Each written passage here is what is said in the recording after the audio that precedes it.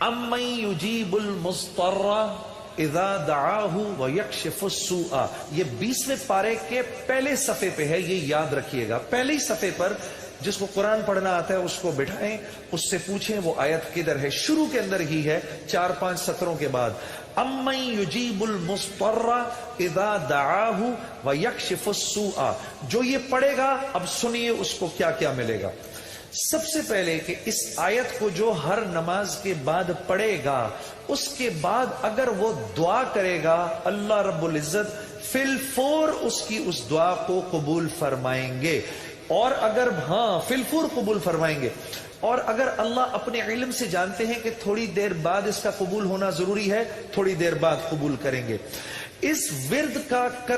کرنے والے کی اولاد کو اچھے رشتے ملیں گے۔ جو اس ورد کا اہتمام کرے گا ہر نماز کے بعد ایک دفعہ، اس کو یا اس کی اولاد کو اللہ اچھے رشتے دے گا۔ اس ورد اس آیت کے پڑھنے والے کو جب یہ کسی مشکل میں پھنسے گا، اور اگر اس کی زبان سے اس وقت نکلا، جب آپ سے موبائل چھیننے آتا ہے نا کوئی، اس وقت یہ دعا پڑھو، اس کو نظر ہی نہیں آؤ گے،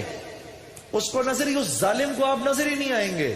یہ میں آپ کو بتا رہا ہوں، میری گردن پکڑ لینا، اگر کسی کو دیکھو کہ موبائل چھیننے آ رہا ہے، یہ دعا پڑھو، امن یجیب المضطر اذا دعاہ ویکشف السوء، اللہ اس ظالم کو ہمت ہی نہیں دے گا آپ کے پاس آنے کی۔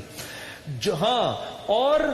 اگر کوئی غم مسلسل 6-7 دنوں سے آپ کی طرف متوجہ ہے، کوئی خوف یا کوئی غم آپ کی طرف متوجہ ہے، ماں باپ میں سے کسی کا انتقال، بھائی بہنوں میں سے کسی کا انتقال، اولاد کی طرف سے کوئی غم مل رہا ہے، اس کا ورد بڑھا دو، اول آخر 11 دفعہ درود شریف پڑھ کر اس کو 300 دفعہ دن میں پڑھو، اللہ اس غم اور خوف کو دور کر دے گا۔ یہ ورد پڑھنے والا اللہ کبھی اس کو نامراد نہیں کرے گا۔ یہ جو دعا مانگے گا، امن یجیب المضطر اذا دعاہ ویکشف السوء، اللہ اس کی دعا پوری کرے گا۔